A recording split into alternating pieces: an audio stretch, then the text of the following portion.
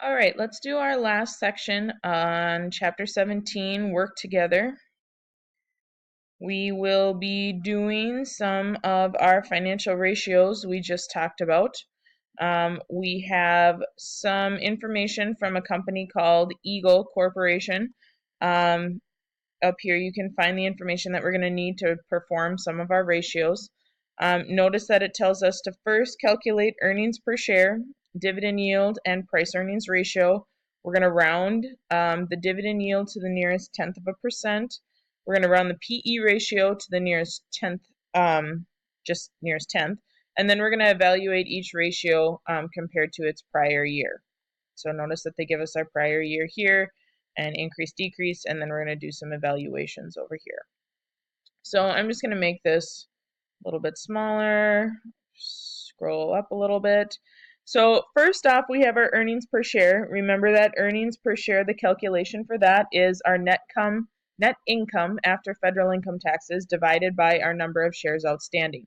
So up here, we're going to take our net income after federal income tax, which is $148,186.18, and divide that by our number of shares outstanding, which is 40,000, and we end up with an earnings per share of $3.70.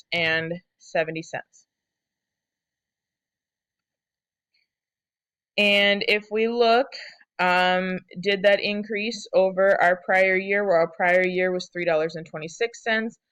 Earnings per share is up to 3.7. So yes, we had an increase. I'm going to scroll over here.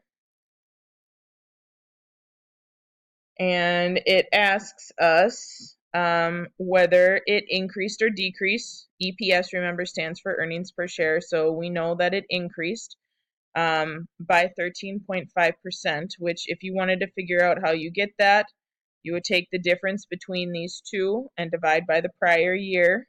That will give you its increase. Okay. The fact that earnings per share went up either means that our net income was higher or our number of shares outstanding were higher, which would be a favorable trend. We're happy when earnings per share goes up. Obviously, that means that for each share of stock we have, we're making more money from our net income. So we like when earnings per share goes up. Okay. And we're going to come over here back to our dividend yield. And remember that dividend yield is dividends per share divided by market price per share. So we have our dividends per share is $2.48, and our market price per share is $37.90. So remember that dividends, this is the amount that we pay out per share, and our market price is what the economy is valuing our stock at right now. So when we do that, we take $2.48 divided by $37.90, we end up with 6.54%. Okay. Notice that according to our prior year, we were at 6.63. So we did go down compared to our prior year. I'm going to move over here. Notice that it's not very much. I mean, it's like 0.9%, which isn't a very big decrease. So it says the small decrease, or decline, I should say, in the dividend yield is not a favorable trend for us. We would want our dividend yield to be better than that. One thing that we probably can't see because we don't have the market price for the prior year, but I would guess that our market price probably fell, and that's part of the reason that our dividend yield has gone down a little bit. Not significantly, but enough that it does produce an unfavorable trend for us. Okay, our last one here we're going to look at is our price earnings ratio. So our price earnings ratio, remember, is where we take our market price per share, which is $37.90, and we divide that by our earnings per share. So remember, this is the one where we had to already calculate earnings per share, which we did up here. So we take our $37.90 and we divide that by $3.70, and we get a price earnings ratio of 10.2. Okay. Compared to our prior year, we did have an increase, went up from 9.5 to 10.2. And when we have an increase, which is what we had here, an increase in our price earnings ratio, that's telling us that the financial market has placed a higher value, because it's gone up, on the company's stock, and this is a favorable trend. Essentially what it's looking at here is obviously earnings per share is affected, but then again, looking at that market price. Remember, market price is going to fall. If you ever pay attention to the stock market, let's say, for example, you look at Apple's stock price. Apple's stock price fluctuates every single day. It can even fluctuate throughout the day. It could start off at $50 a share, and by the end of the day, it could be $80 a share. It could be $20 a share.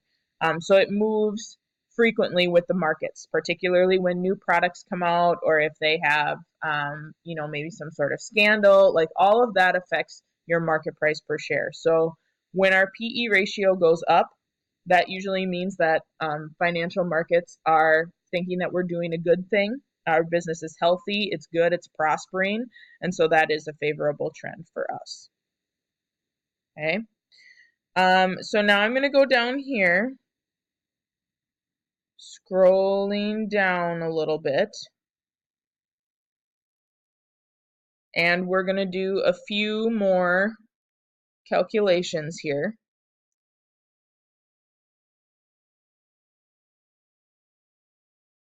Oops, hit the wrong button. Just a second here. Clicking on all the wrong things. Good grief.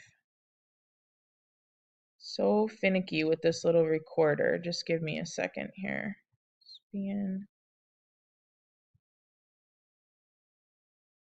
Okay, now that I got that figured out here, sorry for the little bit of a delay. We are back at it here. We're going to do our working capital, current ratio, and quick ratio calculations here. So our working capital calculation is where we take our current assets minus our current liabilities. So our current assets are listed at $604,000, and our current liabilities are listed at $418,000. So we subtract those two, and we wind up with $186,491. And as you notice, it does fall within our benchmark range of 150 to 200,000. So yes, we are within our target range. Okay.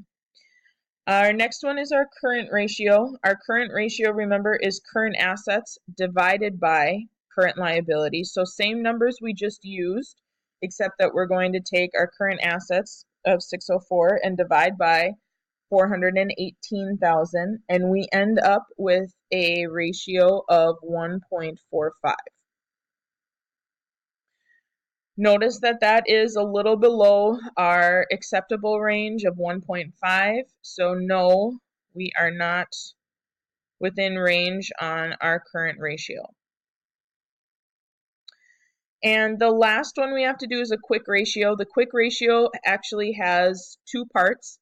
So remember, in order to find out our quick assets, which they do for us, but just as a reminder, to find quick assets, you take cash plus your accounts receivable. But notice that they've already done our quick assets for us. They're being friendly. So then you take your quick assets and you divide by your current liabilities. So we take that 484 and divide by 418. And when we do that, we get a ratio of 1.16. And yes, you can see that falls within our acceptable target range. So we are happy campers.